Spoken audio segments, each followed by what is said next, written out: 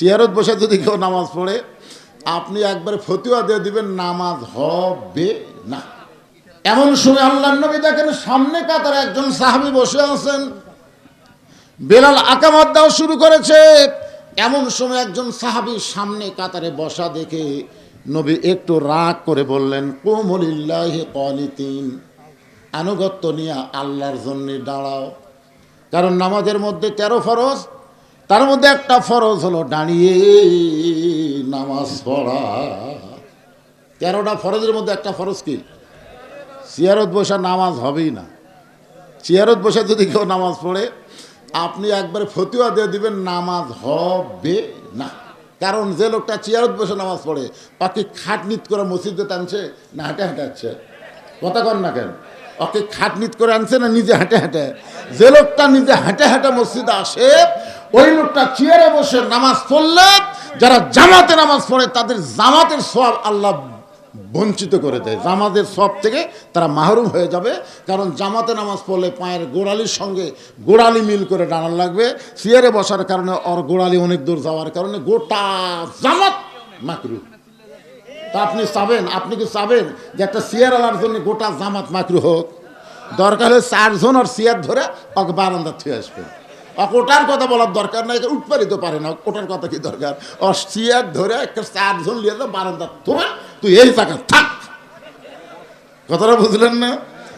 আস্তাইনু বিস-সাবরি ওয়াস-সালাহ, একটু মনোযোগ দেন।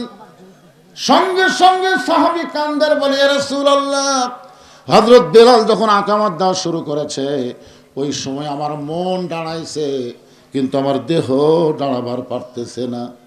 আজকে 3 দিন হলে না খাওয়ার কারণে আমার দেহটা এত দুর্বল হয়ে গেছে। ওগো আল্লাহর নবী, আমি দাঁড়াবার চাই কিন্তু আমার দেহ থরথর করে কাঁপে, এই কারণেই আমি বসে আছি, আমি দাঁড়াবার পারতেছি না। আল্লাহ নবী বলেন, ওসমান। নবীর যত সাহাবী ছিল তার মধ্যে ওসমান গনি হচ্ছেন নবীর অর্থমন্ত্রী। জোরে কোন সুবহানাল্লাহ। আমাদের নবী কিন্তু হিজরত করার পরে মদিনায় যখন গেলেন তখন কিন্তু শুধু নবী ছিলেন না, তিনি বদরের যুদ্ধের সেনাপতি ছিলেন। 27টা যুদ্ধে তিনি সেনাপতিত্ব করেছেন এবং মদিনাকে কোরআনের রাষ্ট্র ঘোষণা করে ওই মদিনার রাষ্ট্রপতি আমাদের নবী হয়ে গেলে। বাংলাদেশের কতগুলো বেয়াদব বলে ইসলামের সাথে রাজনীতির সম্পর্ক নাই। আমার এলাকায় একজন হাজী সাহেব আমাকে বলতে যে, হুজুর আপনার কতগুলো বক্তা ওয়াজ করবার যায় খালি রাজনীতি করেন। আমি বললাম, হজ করবার যায় কী করছেন? না না, আমি কোনো রাজনীতি করি না।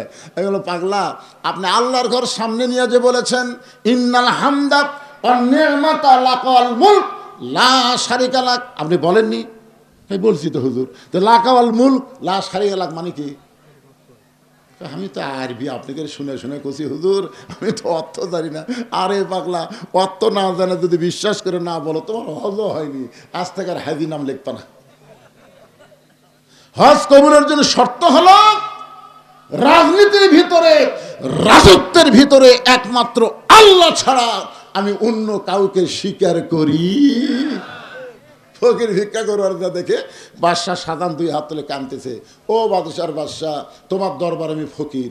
ও বাদশাহ বাদশাহ, আমি ফকির। ফকির কয়, কে রে? আমি আসলাম বাদশার কাছে আর বাদশাহ নিজেই ফকির হয়ে কান্দিচ্ছে। তাহলে আসল বাদশাকে? আসল বাদশাহ সাধারণ না, আসল বাদশাহ হচ্ছে আল্লাহ। আল্লাহ মানেই রাজা, আল্লাহ মানেই বাদশাহ। আল্লাহর নীতি হলো রাজনীতি আর সাজানের নীতি নাম হলো ফকরা নীতি। মানুষের নীতি ইসলামের মধ্যে নাই, কিন্তু আল্লাহর নীতি দিয়ে গোটা ইসলাম ভরা। আর পাগলারা কয় ইসলামের সাথে রাজনীতির সম্পর্ক নেই। গোটা ইসলামটাই হলো রাজনীতি। জোরে বলেন, কি নীতি? নীতির মধ্যে রাজা, পথের মধ্যে বড় পথকে যেমন রাজপথ বলি, হাঁসের মধ্যে বড় হাঁসকে আমরা রাজহাঁস বলি, বড় বাড়িকে আমরা রাজপ্রসাদ বলি। তাহলে নীতির রাজাই হলো আল্লাহ আর আল্লাহর নীতি হলো রাজনীতি।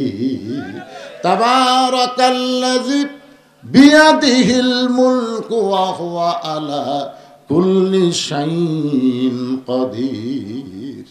নবী বলেন, ওসমান, এই ওসমান, তোমার ভাই আজকে 3 দিন হলে না খেয়ে আছে। কয়দিন? 3 দিন হলে না খেয়ে আছে।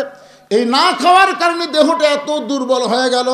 দাঁড়ায় নামাজ পড়তে পারতেছে না, আল্লাহ তোমাকে এত সম্পদ দিছে, সেখান থেকে তোমার ভাইকে কি কিছু দেওয়া যায় না? ওসমান গনি বলে, রাসূলুল্লাহ, আমার ভাই 3 দিন হলো না খেয়ে আছে, এইটা যদি আগে জানতাম আমি নিজে না খাইয়া আমার ভাইয়ের বাড়িতে খাবার পৌঁছায় দিতাম। আপনারা বলেন তো, ওসমান গনির এই কথা কি খালি মুখের কথা না অন্তরের কথা?